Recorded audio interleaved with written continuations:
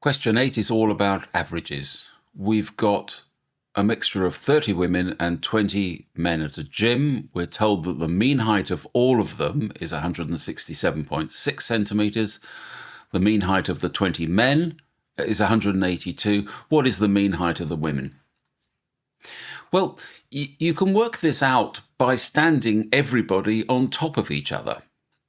If I've got 50 people and their mean height is 167.6, that equals a total height of 8380 centimetres. Now we're told that 20 men have an average height of 182 centimetres. And that gives the total height of the men, this is men, and this works out to be 3640. So the height of the women must equal 8380 take away 3640, which turns out to be 4740.